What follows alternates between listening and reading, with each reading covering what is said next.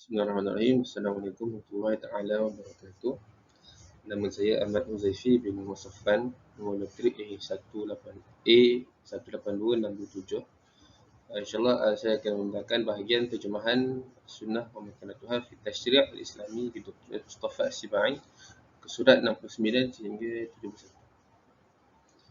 Pertama, keratan yang pertama, Bismillahirrahmanirrahim. Wa yadullu ala dhalika anna Allah awjaba 'ala al-muslimin ittiba' ar-rasul fima ya'muru wa yanha. Wa faqala wa ma atakum ar-rasul fakhudhuhu wa ma nahakum anhu fantahu. Wa qarana ta'at ar-rasuli bi ta'atihi fi ayatin katsiratin min al-Qur'ani faqala wa ati'u Allah wa ar-rasul la'allakum turhamun. Surah Al-Imran. Wa hasa 'ala al-istijabati lima yad'u faqala يا أيها الذين آمنوا استجيبوا لله وللرسول إذا دعاكم لما يحييكم. سورة الأنفال. واعتبر طاعته طاعة لله واتباعه حبا لله. من يطع الرسول فقد أطاع الله. سورة النساء. وقال أيضا قل إن كنتم تحبون الله فاتبعوني يحببكم الله ويغفر لكم ذنوبكم. Surah Al-Imran. Yang bermaksud, adapun ada dalil yang mewajibkan kaum muslimin mengikuti perintah-perintah Rasul serta menjauhi larangan-larangannya diungkapkan dalam ayat-ayat sebagaimana berikut. Yang pertama, perintah untuk melaksanakan ajaran Rasul. Yang bermaksud, segala apa yang diberikan Rasulullah kepada kamu terimalah, dan apa yang dilarangnya maka jauhilah. Yang kedua, perintah agar mentaati Rasulullah SAW yang disatukan dengan ketaatan kepada Allah. Dituliskan dalam Al-Quran sebagaimana berikut, yang bermaksud, dan taatilah kepada Allah dan Rasul agar kamu diberi rahmat. Yang ketiga, anjuran agar kaum muslimin sentiasa menyambut seruan Rasulullah sesuai dengan firman-Nya. Yang bermaksud, wahai orang yang beriman, penuhilah ajakan Allah dan Rasul-Nya sekiranya mengajak kamu kepada sesuatu yang menghidupkan kamu. Yang keempat, peningkatan ketaatan seorang kepada Rasulullah sebagai taat kepada Allah sebagaimana firman-Nya, yang bermaksud sesiapa yang taat kepada Rasulullah sesungguhnya dia taat kepada Allah. Yang kelima, perintah taat kepada Rasulullah agar supaya mendapat kasih Allah Subhanahu wa taala sebagaimana firman-Nya, yang bermaksud, katakanlah wahai Muhammad, sekiranya kamu mencintai Allah, ikutilah aku, nescaya Allah mencintai kamu dan Allah akan mengampuni dosa kamu. Perkataan seterusnya, وحذر من مخالفة أمره فليحذر الذين يخالفون عن أمره أن تصيبهم فتنة أو يصيبهم عذاب أليم. سورة النور. بل أشار إلى أن مخالفته كفر. قل أطيعوا الله والرسول فإن تولوا فإن الله لا يحب الكافرين. سورة الإمران. ولم يبح للمؤمنين مطلقا أن يخالفوا حكمه أو أوامره. Bermaksud, yang keenam, peringatan Allah kepada orang yang menyalahi perintah Rasul sebagaimana firman-Nya, yang bermaksud adalah orang yang menyalahi perintahnya berjaga-jaga menghadapi cubaan atau siksaan yang pedih. Ketujuh, peringatan Allah kepada orang yang menyalahi Rasul. Maksudnya, katakanlah taatilah Allah dan taati Rasul, dan apabila kamu berpaling, sesungguhnya Allah tidak menyukai orang yang kafir. وَمَا كَانَ لِمُؤْمِنٍ وَلَا مُؤْمِنَةٍ إِذَا قَضَى اللَّهُ وَرَسُولُهُ أَمْرًا أَنْ يَكُونَ لَهُمُ الْخِيَرَةُ مِنْ أَمْرِهِمْ وَمَنْ يَعْصِ اللَّهَ وَرَسُولَهُ فَقَدْ ضَلَّ ضَلَالًا مُبِينًا. Surah Al-Ahzab.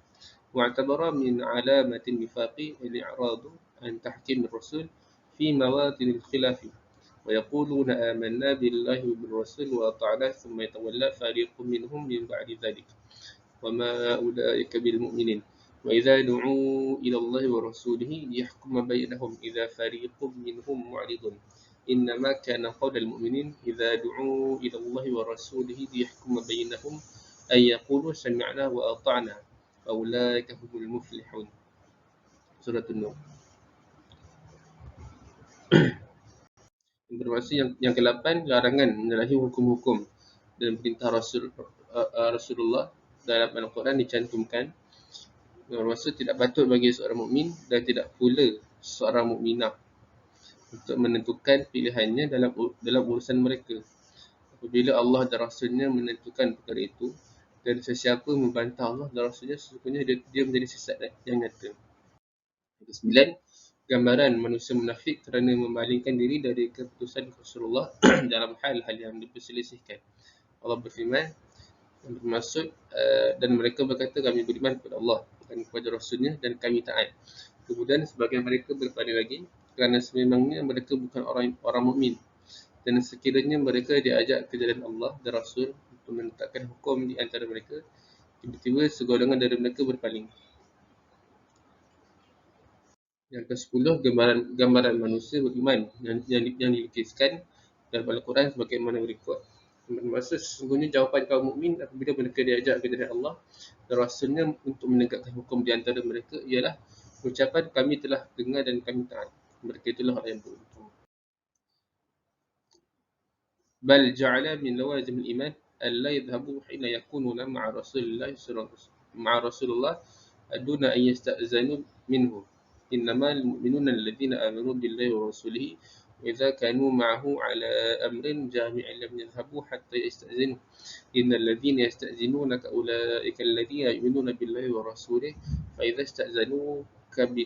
استأذنوك لبعض شأنهم فأذن لمن شئت منهم واستغفر لهم الله إن الله غفور رحيم.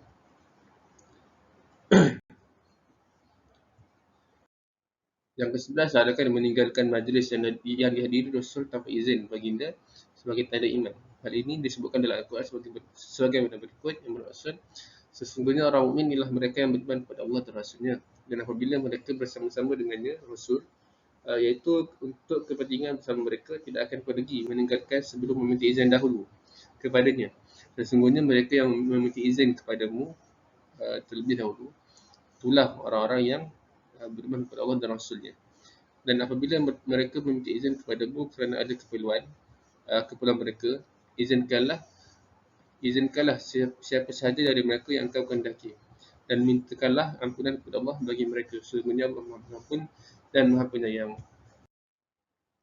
Qala Ibn Qayyim فإذا جعل الله من لوازم الإيمان أنهم لا يذهبون مذهبا إذا كانوا معه إلا باستئذانه فأولى أن يكون من لوازمه ألا يذهبوا إلى قول ولا مذهب علمي إلا بعد استئذانه وإذنه يعرف بدلالة ما جاء به على أنه أذن فيه. Yang bermaksud Ibn Qayyim berkata sebagaimana berikut, Allah Subhanahu Wa Taala telah menetapkan tanda manusia beriman, di antaranya ialah tidak akan meninggalkan majlis yang dihadiri Rasulullah kecuali dengan izin baginda. Kerana itu seyogianya mukminin tidak mengikuti ucapan atau aliran ilmiah tertentu kecuali setelah mendapatkan izin dari baginda. Izin ini dapat diketahui dari ketentuan-ketentuan yang dibawa Rasulullah, iaitu Al-Quran dan Sunnah. من هذا كله كان لا بد للصحابة من الرجوع إلى الرسول يفسر لهم أحكام القرآن ويبين لهم مشكلاته ويحكم بينهم في المنازعة ويحل بينهم الخصومات. وكان الصحابة رضوان الله عليهم يلتزمون حدود أمره ونهيه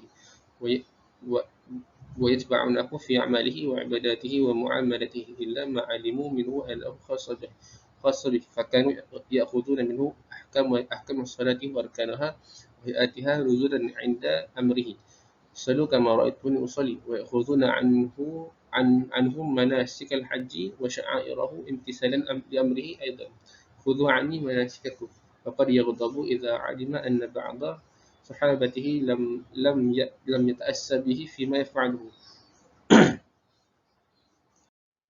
Dari huraian di atas dapat disebutkan bahawa para sahabat selalu kembali kepada ajaran Rasulullah. Baginda menafsirkan hukum Al-Quran dan menjelaskan segala kesulitannya kepada para sahabat. Baginda memutuskan perselisihan dan menghapuskan rasa dendam yang ada di dalam mereka. Para sahabat mengateguh hukum yang ditetapkan oleh Nabi selalu berupa perintah atau larangannya dan mengikuti baginda dalam segala tingkah laku, ibadah dan muamalahnya, kecuali dalam hal-hal khususnya. Mereka mengambil teladan dari baginda dalam hukum rukun serta tata cara solat, tunduk patuh kepada perintah Rasulullah sesuai dengan sabdanya, solatlah sebagaimana kamu melihat aku solat. Mereka mengambil teladan pula dari baginda dalam manasik haji dari syiarnya, tunduk pada perintahnya. Ambillah suri teladan dariku bila kamu melaksanakan manasik haji. Rasulullah marah ketika mengetahui bahawa sebahagian di antara sahabat tidak mengambil suri teladan dari amal perbuatan baginda. Sebagaimana diriwayatkan Imam Malik dan dalam kitab Muwatta yang disebut dari Atha bin Yasar. Anna rajulan min as-sahabah arsala imra'atahu tas'alu Rasulullah an hukmi taqbil as-sa'imin li zawjatihi. فأخبرتها أم سلمة رضي الله عنها أن رسول الله كان يقبل وهو صائم فرجعت إلى زوجها فأخبرته فقال لست مثل رسول الله يحل الله لرسوله ما يشاء فبلغ قوله ذلك رسول الله فغضب وقال إني أتقاكم لله وأعلمكم بحدوده وكما غضب حين أمر الصحابة بالحلق والإحلال من الإحرام في صلح الحديبية فلم يفعلوا إذا شق ذلك عليهم حتى بدر بنفسه فتحللوا فابتدروا يقتلون به. Salah seorang sahabat mengutus isterinya untuk bertanya kepada Rasulullah SAW mengenai hukum mencium isteri di waktu berpuasa. Ummu Salamah memberitahu kepadanya bahawa Rasulullah pernah mencium salah seorang isterinya. Sedangkan baginda berpuasa, isteri sahabat itu kembali kepada suaminya dan memberitahu kedatangan Ummu Salamah itu. Jawab suaminya, aku ini tidak seperti Rasulullah. Aku telah menghalalkan kepada Rasulnya apa-apa yang dikehendaki. Ucapan ini sampai kepada Rasulullah dan baginda memberikan reaksi dengan nada keras dan berkata, aku manusia yang paling bertakwa kepada Allah dan yang paling mengetahui batas-batas hukumnya. Ketika para sahabat tidak melaksanakan perintah Rasulullah untuk bercukur dan tahlul dari ihram semasa berlakunya perjanjian Hudaybiyah kerana berkeberatan dengan nada keras, baginda memerintahkannya kembali. Rasulullah SAW sendiri melaksanakan tahlul dan kemudian para sahabat segera mengikutinya. Wallahu a'lam. Sekian, terima kasih.